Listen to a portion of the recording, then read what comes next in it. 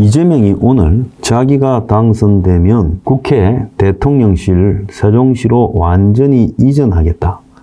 그래서 자기 임기 내에 국회의사당과 대통령실을 세종시에 새로 짓고 사회적 합의를 거쳐 이전하겠다 했습니다. 이거 왜 이러는가 뻔한 거죠. 왜 이러겠습니까? 이재명이가 이렇게 말하는 것은 결국은 충청도 표를 얻으려고 하는 거죠. 청와대에서 용산으로 간다고 수천억 들어가고 이제 또 세종시에 다시 국회와 대통령실을 지어요. 그러면 또 수조 원 들어갈 거예요. 이런 낭비를 왜 합니까? 그리고요, 서울이 수도라는 것은 지금 대한민국의 건국 이후에 쭉 있어 왔던 정통성이 있는 문제입니다. 이걸 세종으로 옮겨요. 정부 종합청사를 세종의 행정복합수도라고 해가지고 정부의 많은 각종 부서들이 옮겨가면서 벌어진 이 혼란을 보면서도 대통령실하고 국회를 세종으로 옮겨요. 그러면 앞으로 어떻게 되겠습니까? 세종이요? 세종이 행정수도죠. 서울은 행정수도 기능이 상실된 그야말로 옛날의 수도가 되죠. 자, 충청도 표 얻겠다고 서울이나 수도권 주민을 버립니까? 이재명은 지 표가 필요하다면 무슨 짓이든 하는 사람이죠.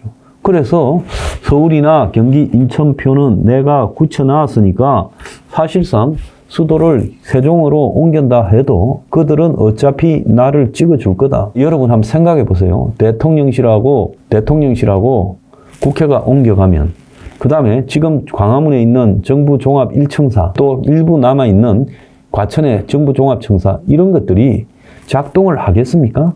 그냥요 정부종합청사가 전부 사실상 세종으로 가게 되죠. 대통령이 세종으로 갔는데 총리가 서울에 있겠습니까? 나머지 일부 부서들이 서울에 있겠어요? 전부 다 가야 돼요. 그러면 서울은요 이제 아무런 정부 부서가 존재하지도 않고 국회의원도 전부 세종으로 와요. 그러면 권력이 다 세종으로 이동했는데 서울은 어떻게 되겠습니까? 여의도는요 국회의사당이 사라지고 국회의원이 보이지 않게 될 거고 이제는 모든 정부의 기능이 다 세종으로 가버려서 서울은요 이 경제 위기 속에서 쇠락한 관광도시로 갈 겁니까? 뭐 할 겁니까? 그래서 말도 안 되는 짓거리를 하고 있다는 겁니다. 뿐만 아니라요, 이재명이 지금 군 반첩 사령부를 3개로 쪼개서 보안, 감찰, 방첩 이렇게 하겠다. 이번에 계엄의 주체가 방첩 사령부라서 미운 털 박혀서 3개로 쪼개버리겠다. 또 검찰청을 공소청으로 만들어버리겠다. 그래서 수사권과 기소권을 완전히 분리해서 수사권은 경찰이나 공수처에서 하고 검찰은 공소만 담당하게 하겠다. 그리고 감사원의 감사위원은 대통령이 다 임명해서 그래서 감사원을 손아귀에 두겠다. 원래 방첩사령부는 간첩 잡는 기관 아닙니까? 이름이 방첩이잖아요. 그런데 간첩 잡는 기관을 이제 국정원이나 경찰처럼 간첩 잡는 기능을 없애버리고 대공수사 역량을 약화시키겠다. 지금 그렇게 말을 하고 있어요. 그래서 이재명이가 되면 지금 이재명은 합니다라고 자기 책이 그렇잖아요. 그러면 어떻게 되겠습니까? 진짜 이재명이가 서울 옮기고 방첩 기능 다 쪼개서 약화시키고 검찰을 해체해버리고 그리고 감사원도 지 밑에 둬가지고 자기에 대한 부패나 민주당 권력층 부패는 다 눈 감게 하면 이 나라는 어떻게 되겠습니까? 그런 것들을 생각을 해봐야 되지 않겠습니까? 민주당 저것들이 웃기는 게요. 한대행이 트럼프 만나러 미국 갈까봐 가지 마라 하고 지금 대미 통상안보 협상에서 손대라고 하는 것들이 저것들은 경주에서 열리는 에이펙 협상에 초청, 참가, 설득을 위해 중국을 방문을 할 거라는 거예요. 에이펙에 중국이 오거나 말거나 오고 싶고 이해관계가 있으면 오는 거죠. 이거를 참가를 설득하러 민주당의 이병진, 장경태, 최은일, 임광현 등이 14일부터 베이징을 이미 방문 중이고 17일에까지 중국의 국회인 전인대와 외교부를 방문할 거다. 이렇게 하고 있어요. 그래서 국회 에이펙 특위 소속인데 중국의 시진핑의 경주 참가를 갖다가 요청하기 위해 중국에 가서 지금 저렇게 딸랑거리고 있습니다. 우원식도요, 지난 2월 달에 탄핵 와중에 갑자기 중국을 가서 시진핑을 만나서 참석을 요청했지요. 그래서 요즘 한국의 탄핵 이후에 중국과 관련되어서 그야말로 친중 세력들이 노골적으로 시진핑이한테 딸랑거리고 있습니다. 오늘 조선일보에 보면요. 90년대생의 시선이라가 인명무기인가 하는 자가 망해가는 중국 유튜브만 믿지 마라.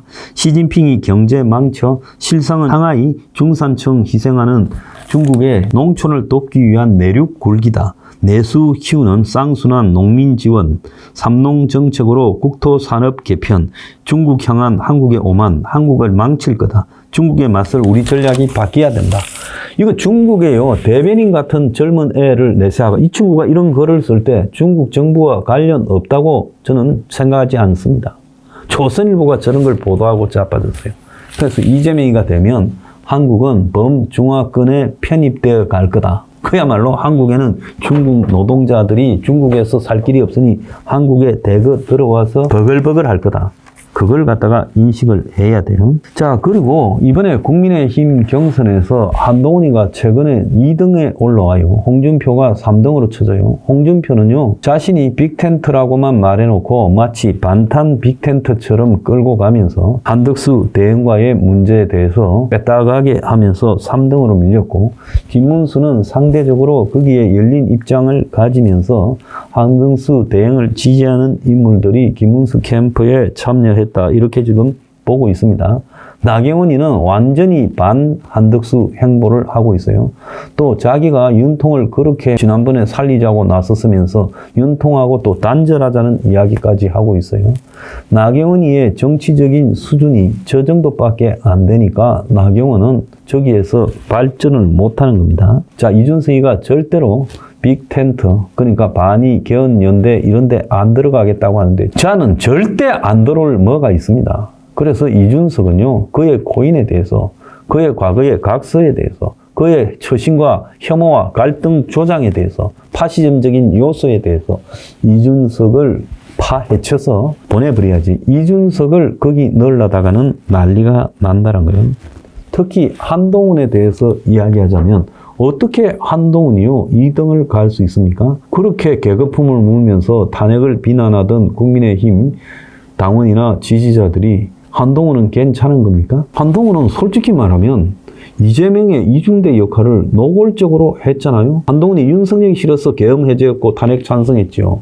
안 그렇습니까? 자신의 개인적인 감정으로요 이재명 날개 달아주고 대통령 입구까지 갖다 놓은 자 아니에요? 저런 자가요 어떻게 지금 국민의힘의 당대표가 됩니까? 국민의힘 당원들이 한동훈을 만약에 당대표로 만든다면 국민의힘은요, 좌파 정당입니까? 저 애가 깜이라도 됩니까? 외노자 대거 수입하고요. 그야말로 한국의 기득권 중에 상기득권으로 살아왔죠. 저런 애를 국민의힘 당대표로 만들겠다. 저 당은요, 내가 볼 때 여러 가지로 이해가 안 가는 요소가 너무 많기 때문에 이번에 한 대행이 대선에 당선되면 국민의힘은 해산되어져야 된다. 저는 정당이 아니다라고 저는 보고 있습니다. 자, 이번에 보니까 이재명이는 군대 안 갔지요. 뭐 소년공 하다가 다쳐서 안 갔다는데 어쨌든 군대 안 가요. 근데 이재명이가 행동하는데 부자연한 부분이 있다고는 전혀 보이지 않는데 군을 빠졌어요. 부상을 핑계로요. 그런데 한대행은 병장으로 군대를 갔다 왔습니다. 자, 군대 병장으로 갔다 온 한대행. 군을 다쳐서 못 갔다고 하는 이재명이, 그 다친 이재명이 지금 후유증을 앓고 있는지 한번 밝혀보세요. 어떤 후유증이 있습니까? 이재명은요, 자기의 가난을 갖다가 선전하고 또 가난을 정오하면서 가난해서 정신을 못 차리고 계급 문제에 대해서 정오하는 심정을 가졌는데요. 지가 상층이 되고도 그래요. 그런데 중요한 것은 정작 상층 엘리트로 살아온 한덕수는 한국의 당시 상층 엘리트 중에 보기 드물게 병장으로 군대를 갔다 왔고 하청을 전전했다는 이재명이는 군대 안 갔어요. 국민들이 이것도 좀 판단해야 되지 않겠어요?